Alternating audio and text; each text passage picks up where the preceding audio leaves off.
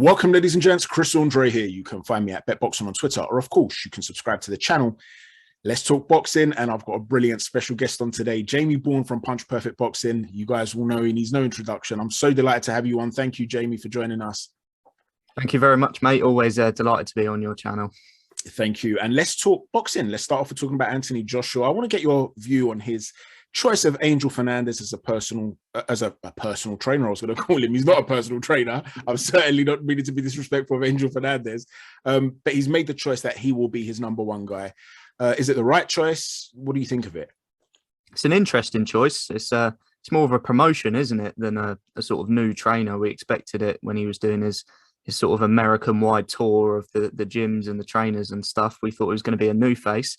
And he's just upgraded, really.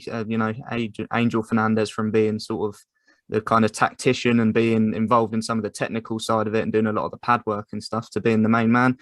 It's an interesting choice. It's not the choice that I thought he should have gone with. I think he's still in sort of similar surroundings. I know he's not with Rob McCracken, but they've now changed from the Sheffield sort of setup to the Loughborough setup, which is very similar. Loughborough is kind of the leading sports facility in the country. So it's sort of similar surroundings, and that was something I wanted to see a change in. I kind of wanted to see him go a little bit outside his comfort zone.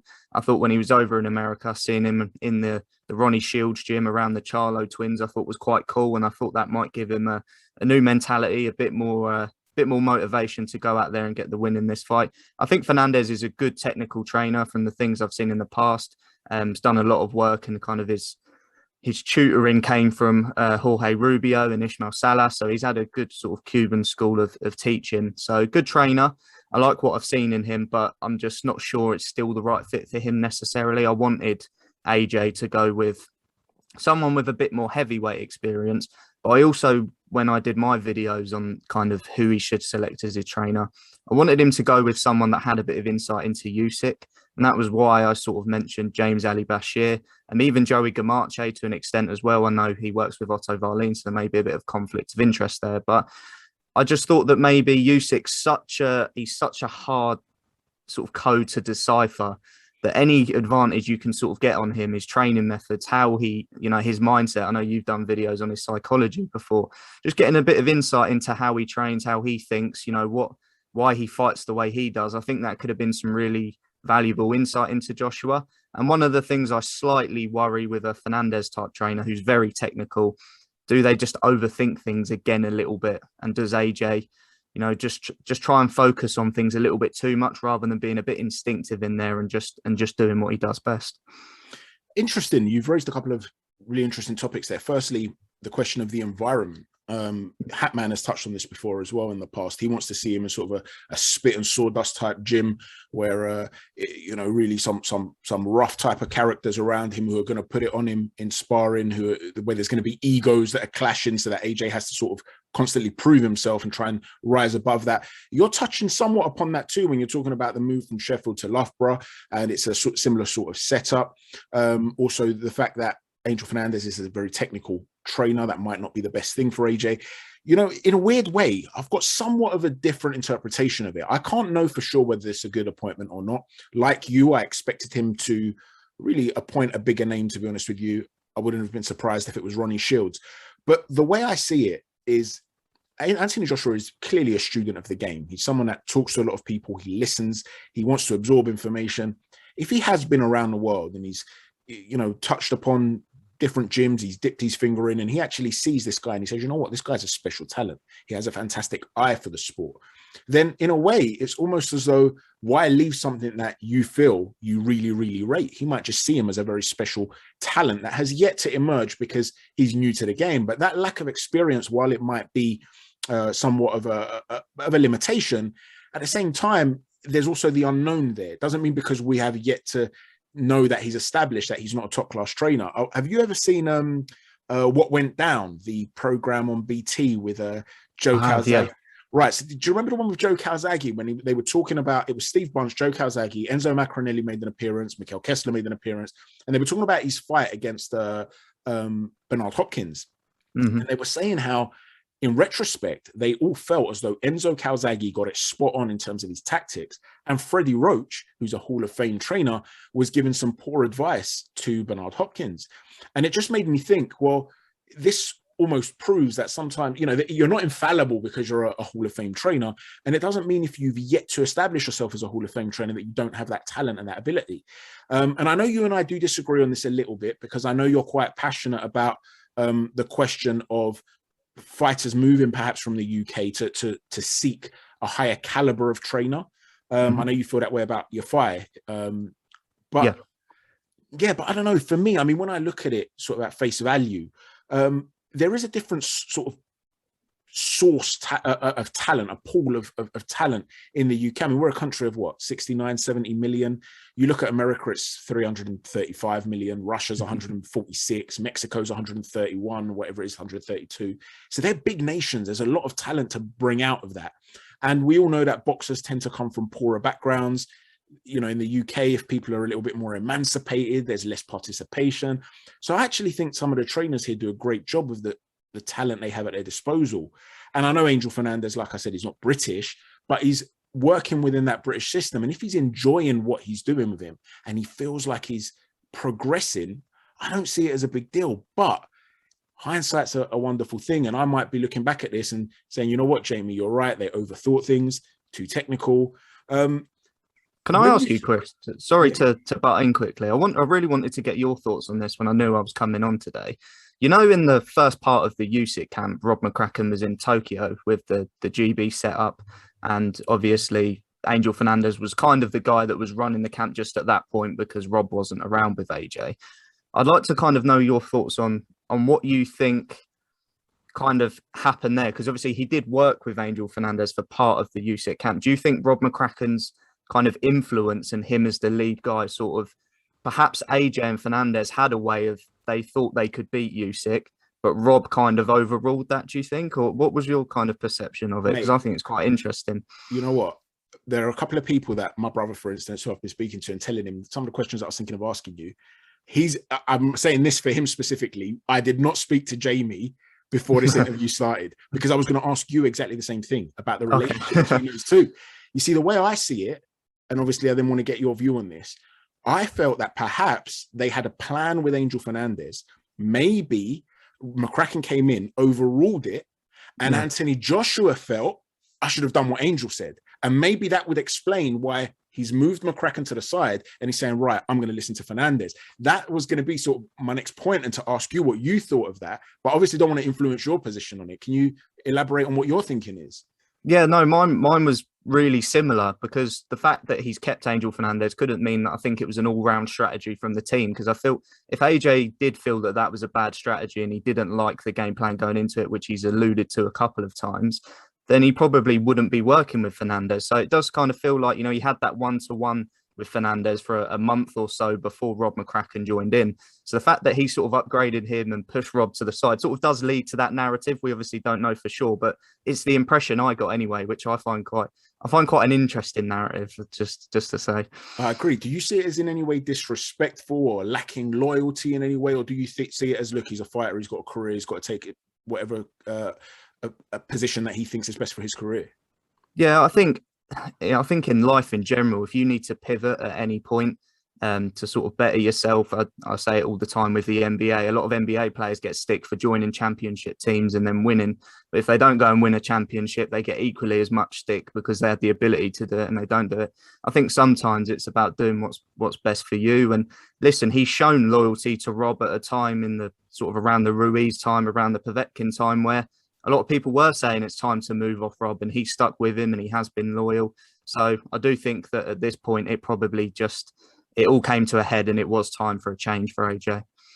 I guess one of the counter arguments to that, and I'm not saying I necessarily agree with this, I'm just relaying it to you because I want to get your opinion on it. One of the counter arguments is that Anthony Joshua was at his most dominant, you could argue, when he was just with McCracken.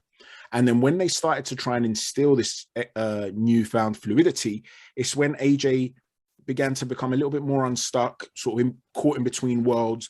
Do you think that trying to change who you are as a fighter in the way Anthony Joshua has to add more wrinkles is beneficial and that he is going down the right path? Or do you feel he should just stick to what he's best at and try and hone those skills? Because you did allude earlier to the fact that if they're overly technical, thinking too much, in other words, are you saying he needs to become more like the big man? And if so, why would McCracken therefore not be the right guy? So I've always wondered whether it's a case of the new influences in the camp coming in and him kind of getting second opinions from a Fernandez or anyone else. Is it because of that we're seeing a little bit of doubt in AJ, or perhaps not the performances that we used to see? Because my sort of interpretation has always been that things have changed a little bit since the Klitschko fight, where he got hurt really for the first time. I know he got clipped in the Dillian White fight, but apart from that, it was mostly his way. The Klitschko fight, which was a life and death type fight where it was all over the place, back and forth. I felt like we saw a bit of a change in AJ then in terms of the hesitancy. And then I felt that was only heightened by the Ruiz fight, where obviously it was quite an embarrassing night for AJ over in Madison Square Garden. It was supposed to be the breakout night in the US, etc. So I actually thought that was the point where we started to see some sort of doubt in AJ, a bit more hesitancy, a bit more of an AJ that questions himself. But I also think with AJ, he's always looking to prove, because he is trying to catch up. He didn't have a sort of deep amateur background that a Usyk has or anything. So he is someone that is still learning on the job as well. So I think we should expect those type of, where we're seeing different versions of him in certain fights and at different points. So yeah, I can't say for sure. It could come down to, too many influences in the camp, or it could come down to those fights where he's been hurt, where he's suffered defeat, have maybe created some doubts in his own mind. That's really interesting. I viewed personally the Klitschko situation as him gassing more than him perhaps being afraid to gas. Whereas after the Ruiz fight, I thought that he started to, I don't want to use the word panic, but one of the little features I often see with a guy that hasn't had a deep amateur career, and I'm not talking about AJ specifically, but in general, is that when they're under fire, they don't tend to be as calm. And AJ, prior to that, had that calmness. And after that Ruiz loss, he almost looked like a guy that then didn't have a deep amateur career. So I don't think it's the absence of an amateur career personally. I actually think it's the equivalent of like a boxing version of post-traumatic stress syndrome. I think what he went through, the pressure he would have gone through after that, it must have been a very traumatic thing, right? Your big breakout fight in the United States against a guy you're expecting to blow away, and then that happens. The psychology of the human being, forget the athlete, it must be traumatic. So he has been through a lot in terms of heights and lows. And I guess this choice, we'll see whether it bears fruit or not. But yeah, it's definitely one to keep an eye on. And it is, from a sheer psychological perspective, quite fascinating, I think. Yeah, completely agree. Talking of psychology, let's switch it on to the fans for a little bit. I do want to talk about Wood and Conlan and the fight coming up, Leigh Wood and Conlan. But what they've apparently started to do for this fight, for security purposes, is to segregate the fans, to have the Wood fans on one side, the Conlan fans on another side, almost like a football match. Now, I wanted to get your view on what the pros and cons might be of this, whether you think it's a good thing or a bad thing. How will it affect the fans being, will it make them more tribalistic, or will it, what do you think will occur here? Do you like this for boxing or not? I'm not too sure on it. I think we need to see it to kind of know. For me, firsthand, I think obviously they attach the security purposes to it, so you think it's a good thing. But if you kind of create that us versus them attitude that there is in football, hooliganism kind of exists in football because it's about getting to the other fans and it's us versus them, and we're trying to get to them before they get to the stadium and things like that. I think you're actually inviting a little bit more carnage if that's the case. I also have my doubts around how you can actually enforce it, because I've been reading a lot on Twitter that people are saying that they're Irish, they're coming over and they think they've ended up in the Wood section, but vice versa. So the actual enforcement of it, I have sort of doubts around as well. Listen, I've been to fights before where it's been hostile. I remember I went to Frampton Warrington and I was sat in a big group of Irish lads, the great lads, but right across from the walkway, it was all Leeds fans. And we were all kind of in and amongst each other, and there's a bit of back and forth and whatever, but there never really seemed to be that atmosphere that it was going to kick off. But if we'd have been actually segregated into Irish fans and into Leeds fans, you never know. It might have been a little bit more hostile. So I do wonder if that invites it a little bit. You see it in other sports where, rugby, where there's so much more discipline and respect towards referees and things like that, where they are able to just mix the fans because there's sort of that sort of acknowledgement there that we're respectful, we're here to see a sport, and that's what it's all about. I think if you start to encourage away from that, where it is you're a part of a group and there's another group there that pretty much is against you on the other side of the ring, does it create that environment a little bit? So then it makes you wonder, is there a bigger security risk almost if it then becomes a selection of fans fighting in the crowd? Does it become big sections of the fans getting towards each other and trying to start something? So I think when you attach the security purpose to it, it sounds like a pro, but also I do think it comes with its cons. And if we move towards that, do we start to see more in the future? I do understand, because I've been to a lot of boxing events myself and seen fights in the crowd. There was the video from WoodConlan the other week where it looked like it was almost turning into a riot at some point. So you do get these idiots that aren't there for the boxing and are there for that atmosphere. So I see both sides of it, but I do worry that perhaps it sets a dangerous sort of precedent moving forward. Talking of that Calmbrook fight, did you happen to see the video of Phil Foden's mum where she... Yeah, I saw that as well, yeah. Yeah, so for those that might not have seen it, Phil Foden is a professional footballer here in the UK. He's England international, plays for Manchester City. He was sort of walking back towards the changing room at some point because they were being quite hostile to him. His mum tried to usher away some guys who swore at her. I think she actually sort of tried to slap one of them and he hit her. Yeah.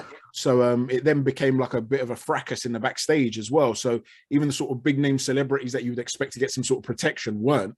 Frank Warren cards have had some criticism as well in the past for security. Yard versus Arthur was pretty much carnage from what I saw. So yeah, so I guess it's one of those things whereby how do you deal with it?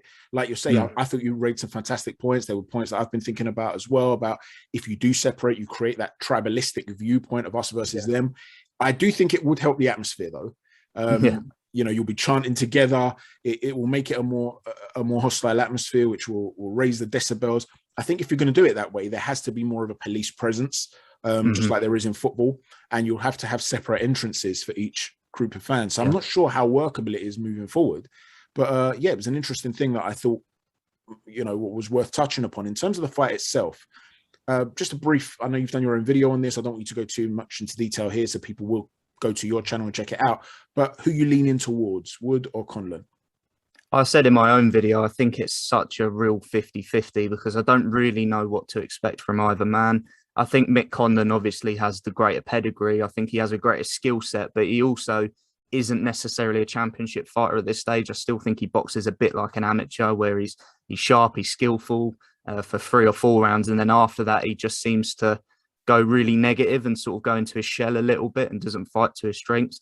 But with Leigh Wood, it's so hard to say because he's literally in the space of one victory, one performance, gone from British level and not even winning at British level to going to world level. And it's such a big jump. And it's very rare that a fighter makes that jump and then stays at that level. We usually see in a subsequent performance them sort of drop down a little bit. So I think, you know, under Ben Davison, Leigh Wood's you've always been able to see that he has a good skill set. And I think Ben Davison's been able to get that out of him a little bit more, and he looks like he's punching much harder.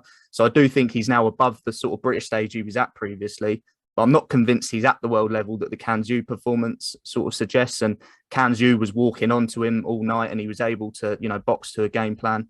Whereas Mick Conlan's not really going to go after you. So you will have to chase the fight a little bit more and you might have to neglect some of the things you're doing. I think ultimately it comes down to the start. If Mick Conlan starts better, I think that he'll eventually sort of start to go more and more on the back foot, and Wood will have to chase the fight, and then it could be scrappy. But if Wood starts well, then Conlan will have to chase him, and that's where Wood will be able to work on the things that he's been doing so well recently. I'm really torn. I did end up going for Conlan in my video because I think he might be able to just get a good lead and then make it really scrappy from then on. But to be honest, it could go either way. It's one of those ones where you're sort of happy to be wrong. And because there are those unknowns, it makes it fascinating in some regard. Absolutely. Moving on from that, let's talk about Chocolatito. What a wonderful performance he put in at the weekend. What a terrific fighter. I mean, you look at some of the fluid combinations that he puts together over the last, 10, 15 years. I sit there and I think about some of the best combination punchers around. And maybe, you know, in terms of fluidity, putting your shots together, along with Lomachenko, maybe a prime Jorge Linares. There aren't many fighters out there that put their hands together like him. And unlike someone like a Jorge Linares, he does it whilst being defensively responsible. He really is an incredible fighter. But I wanted to know your opinion on him facing Estrada again, Rungvisai again. Do you think he can conquer and become the king of this division? I definitely think he can. And the reason I smiled so much when you said his name is he's my favourite fighter of all time, Chocolatito. I absolutely love the man. And you saying about kind of the brilliance to him, the thing that's been so amazing is you can see how much older he is, like the speed's gone, the kind of you can just see here how much he looks like he's aged. But the way he's sort of found around that and being more efficient and not just relying on his speed nowadays, but being a bit more selective with his output, being a bit better defensively as well, is amazing. In terms of what comes next, I think the Estrada fight, because we've seen it twice and they were both incredible, you just know that a third fight's going to be good. So there's no reason to sort of object against it. The one thing I will say is for Chocolatito, I think, in my opinion, that he has proven he's better than Estrada. He beat him in the first fight and he beat him in the second fight, but didn't get the decision. I think the second fight was a little bit closer, but I feel like he knows deep down that he's better than Estrada. But Estrada's the man at the minute that you kind of have to beat to prove you're the number one. With Rungvisai, there's more of an itch to scratch there. He obviously, the first fight, one of the best fights I've ever seen, but a lot of people actually felt he won it. I felt he won it. Yeah, I'm the biggest Chocolatito fan in the world, and I can see the argument for Rungvisai, but I did think Choc should have got the decision. There's more of an itch to scratch there because he just feels like he's a little bit hard done by, and he obviously got knocked out in the rematch. And I feel like there's probably a little bit more for him just to prove in that fight. I think if he retired tomorrow, we'd know he was a better fighter than Estrada. But in terms of Rungvisai, there's still that itch to scratch. So that's the one for me that I want to see. I think Rungvisai is still, he's got the worst possible style for Chocolatito because he's just a heavy-handed slugger and he's much bigger physically. And he punches with you. So yeah, he punches with you, which is bad for Chocolatito. But what's also telling now is Rungvisai has been very inactive over the past few years. He's had a lot of injuries, and obviously with everything that's going on, it's kind of prevented him from being able to travel over to the US for big fights and stuff. So with Chocolatito, though, now with his style that's a little bit more selective and less just always punching with you, and he's actually being a bit more cautious, I think it would work well against Rungvisai now. So I'd love to see that fight just as a Chocolatito fan. That's the one I want to see. But I'm not going to complain, to be honest, because we've seen it now for many, many years. Whoever you put him in with, especially in super flyweight, which is so top heavy, it's absolutely loaded, he's going to be involved in fun fights anyway. But just me personally as a fan, for legacy, that Rungvisai fight is the one I want. You see, the thing is as well, I mean, I know you were saying we know he's better than Estrada. For me, we know he's better than all of them. But the way I see it, that doesn't necessarily mean he beats Rungvisai. It's kind of like that Lomachenko factor, whereby you look at the lightweight category and there are some brilliant fighters in there. But deep down, I think we all know that the only way Loma loses is because he may be up against men that are bigger than him. I believe he would have beaten Teofimo Lopez, but I don't know that for sure. I believe he would beat Haney. I mean, in a rematch, by the way, Lopez. I mean, I think he would beat Haney. I don't know that for sure. I think he would beat Kambosos. I don't know that for sure. The reason I don't know that for sure is because they're bigger than him. If they were all the same size, I can't see any of them having a big chance, to be honest with you. Same with Ryan Garcia and anybody else. I feel that way about Chocolatito too. You know, I feel that there is a size issue there. You know, if he's a man who's just really an incredible talent. The fluidity, even, I mean, when he throws those combinations, the little defensive things that he does that people don't always pick up on. He'll throw from an angle whereby he's making sure his shoulder is protecting his chin as he throws it. A little roll under afterwards. Just these little things that he does when he steps back. He'll know whether to have his hands by the side of his head or at the front of his head. He knows the trajectory that a punch can reach him at. And yes, he does get hit a lot more than some of the defensive wizards of the past, but people don't realize that it's kind of like, I see it like football, right? And goal difference. It's easy not to concede a lot of goals over the course of a season when you're a very defensive side. You concede 15 goals, but you've only scored 30. Well, a team that's going to go and score 100 goals, if they concede 20, just because they conceded 5 more, doesn't mean they're not as good defensively. It's just that they're going for it constantly. And that's how I see it with him and Loma. They're in the pocket, pressuring you, throwing punches consistently. And so, yeah, you're going to have some success. But watching them operate is amazing. And I think it would be amazing to see Chocolatito do it, you know, to manage it. He did come out and say he's not going to go up any more divisions. Would you have liked to have seen him go up facing Inoue? Nah, like you just said, it really bugs me in boxing sometimes when you see an elite fighter move up and you just know they're not going to win based on size, but you know, ability wise and sort of peak for peak, who the better fighter is, sort of thing. I wouldn't like to see him move up at all. I mean, Donaire is another one of my favorites, and he's sort of absolutely huge at bantamweight. Like, the fact he's still able to get down there is because of his lifestyle and stuff, but just in terms of size, he's bigger than bantamweight. We know Inoue's power is freakish, and like you alluded to, Chocolatito is too small for 115. I know he's still beating the top guys and he's still performing at an amazing level. he's still too small for it. I've watched him throughout his career. He's between 108 and 112 at his peak, but he just kept beating everyone. So he just had to keep moving up. And that's one of the reasons he lost to Rungvisai. One of the reasons he struggled with Quadras, because they're just too big 115 pounders. If he moved up to 118, you just see him lose based on size, and I really don't want to see that. Yeah, it's just one of those. I mean, with Floyd, it was a little bit different in the sense that he used to run his mouth, so people used to demand it. But I remember when he used to say, "Oh, I'd beat Golovkin, there's no special effects," and people would say, "Chris, would you want to see that fight?" And I'll be saying, "Not really, because it's a mismatch to me. It's just too big. It's not that Floyd's not a great fighter, but he's going to lose the fight." And so some people, though, I could see, particularly fans that hated Floyd, wanted him to keep going up and up and up. What is it you want to see, though? Is it just because you want to see him get knocked out because you don't like him? And you know, yes, Floyd was unpopular. Chocolatito is the polar opposite. He seems to be loved by everyone. But the same sort of logic applies to me. Unless he genuinely believes he can dethrone Inoue, which he doesn't seem to, for him to say, look, I'm happy where I am. As you're saying, he's small for the current weight category. I don't see why people push it. You know, sometimes it's just, you know, the mythology of it, the idea of it, is just not worth the trade-off, in my humble opinion. I think a part of it as well is because he didn't get onto HBO until the latter stages of his career, where he was pretty much already at super flyweight. A lot of people think that's his sort of natural weight, and they don't consider everything that come beforehand. So they don't realise that jumping up in weight for him will be his 5th weight division. So it is a big jump for him, no matter where he's at the minute. So I don't think people sort of sometimes think of that. So that obviously plays a factor into it as well. Yeah, and when he did make that big break, and there were some people that rated him above Floyd as the pound-for-pound #1 at the time, I remember a lot of people who hadn't seen him were saying, "What are you talking about? Who is this guy?" They weren't even aware of how special a talent he was. And so in the minds of some people, his career actually begins there, if you know what I mean. Yeah. They just weren't exposed to him prior to that. And so they're demanding that he's taking extra steps because they think that he's within maybe a couple of divisions. This is his weight frame. It's really not. Yeah. One last question before you go, Jamie. The Speaker of the House of Commons today, so Lindsay Hoyle, revealed that he has sent a letter to the police with regards to Josh Taylor and Jack Catterall, the result that occurred there. He's also an MP for Chorley, which is Catterall's local town. And the Minister of Sport will be looking into it. Now, in the past, we've seen in the United States, for instance, the FBI are willing to investigate any irregularities in sport if they believe corruption's involved.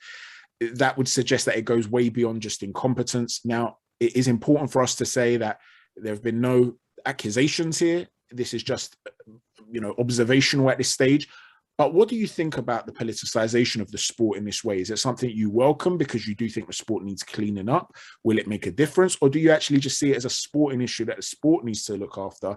Perhaps introduce some sort of promotion and relegation system for judges or something, or just have them explaining themselves, whatever it might be. Where do you stand on all this? So I watched an interview with Ben Shalom, the Fight Disciples, after the Taylor-Catterall fight, did a load of interviews where they were speaking to different people. And the interview with Ben Shalom was really good. And he was sort of speaking about, because Nick Peake kept posing the question that, is it the broadcaster, the promoter, the governing body, etc., that, pays for these judges hotel rooms and all the sort of the transport and all those sorts of things. And Ben Shalom raised the question that the British Board of Control, the funding, they don't have any sort of funding from the government like other sports do, where they do rely on broadcasters, promoters, etc., to cover some financial aspects of the judges and things like that. So it does make it interesting if they did get the sort of push that, the sort of investment in funds into the British Board of Control, which almost made them separate to anything else. Then they were their own sort of functioning body where they cover themselves and they don't have to have much interaction with the promoters and the broadcasters, etc. They just manage everything themselves. They've got the financials to do that. I think that would probably make things a little bit more interesting. We'd probably be able to see if there would be a change there. The amount of investment that other sports are getting that don't have the impact of boxing in communities and stuff, I think, is shocking. So we do need to see that. And that would be something where perhaps we see some change. I don't really know whether at this point, I don't like the word corruption. I don't like to think that it's involved in our sport, but unfortunately, there's a very real possibility there is. I also think there's a case of incompetence there. I did a series of tweets the other day where I looked at Ian John Lewis's scorecards over the last 2 years, and I did a thread of how many of them were just outright wrong, and not just my opinion, but pretty much everyone's opinion. There is a level of incompetency there, and there doesn't seem to be any accountability for these things. And I know we have the same issue in football. When VAR goes wrong, everyone says they should speak to the referees, and you know, the league puts out a statement that ultimately keeps defending their referees and their judges, etc. I'd like to see more of that. There was a Showtime card not too long ago where the referee gave a knockdown that was clearly a slip. And the interviewer just quickly grabbed the referee at the end of the fight and said, "Why did you rule that a knockdown?" And he had to explain himself on the spot. I'd love to see more of that sort of thing, because I feel like if you're put in front of the public and you know you're going to have to answer for everything you do, you won't be able to get away with things as much. I'm not sure what this letter to the police and etc. means. I'm not sure what influence it can have, but if there's anything that's going to push our sport in the right way, then I'm all for it. Well, I mean, I assume if there is going to be some sort of criminal investigation, that the insinuation is that a judge may have been unduly influenced for whatever reason, whether it's financial or promise and perks or whatever. Now, again, I'm not making this accusation here. I'm merely interpreting what this is supposed to mean. And yeah, so it's interesting that they're going down that route. In terms of investment, boxing has had a bit of a bad reputation among members of parliament in the past who've seen that.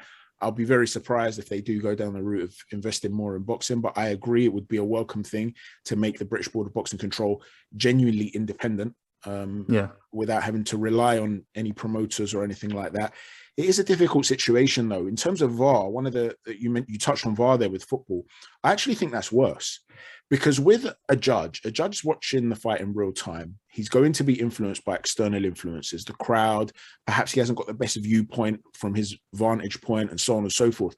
Whereas with the VAR, you've got 3 referees, 3 officials sitting in a room, and replays from multiple angles. And when the entire nation can see something's wrong, and those 3 dudes can't, with the benefit of the replay, they can't all be incompetent. And if they are, then they really do need to be relegated. I remember in the World Cup, one of the worst decisions I've ever seen when you consider the benefit of VAR was in the Serbia versus Switzerland game. A cross came in from the right-hand side. Mitrovic went up for a header. I've never seen anything like it. There were 2 centre-backs hugging him. One of them wasn't looking at the ball at all. They were wrestling him to the floor. He's got his arms out. He's looking at the ref like, look at what they're doing to me. They drag him down to the floor and no penalties given. If you'd seen this, it was literally like, it was like a bundle. I can't even explain it, off the ball. And he never got to the head and no penalty was given. The VAR official the VAR official, I think, this was in the quarterfinals or the last 16. He was rewarded by being given the semi-final to officiate. And I remember thinking to myself, that's ludicrous. In boxing, yes, these things happen where you're seeing people that have terrible cards that are given the opportunity again and again. But there is an element of subjectivity to it. And there are external influences in the stadium. So I'm not always willing to sell someone down the river in the same way that you're saying you don't want to use the word corruption, although we know that historically it's existed in boxing and it would be silly for us to assume it no longer does. But at least that thing of needing to explain your position, explain to me why this round went this way. What is your method of scoring? Do you have a consistent standard?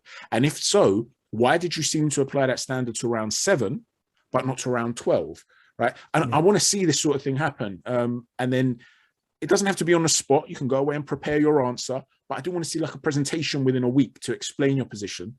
And maybe a relegation and sort of promotion scenario. That's the only thing I can think of. But if we don't get that injection of money into it and it continues like this, do you think boxing can continue to be successful and to grow? There have been a lot of casuals that say they're turned away from the sport because of it. Yeah, it's hard to say, because ultimately I think if you keep putting on big events like the Fury Whites, etc., the amount of my friends that I know don't take a big interest in boxing are still going to go to it, and they saw the Taylor-Catterall fight, and a couple of days later when the tickets were released, were jumping straight on that and getting in a queue with 100,000 people. So I think the event ultimately will probably overrule that in most cases. But the bigger worry is people like me and you maybe becoming disinterested in it. Like the amount of times I've watched the fight and sat on Twitter and said, these cards are going to be interesting, because you're almost half expecting it now. And that's not nice. Sometimes when I do my punch perfect prediction videos, I have to caveat it with, I think there might be a bit of a decision here. I did the Jacobs Ryder fight the other week, and I picked Ryder on the basis that I felt in Ali Pally with his crowd, the judges will probably give him anything that goes close. That's the sort of worry where it's almost a factor in boxing now. When you do your breakdowns, Chris, you're not just focusing on their ability and their stylistic traits or anything.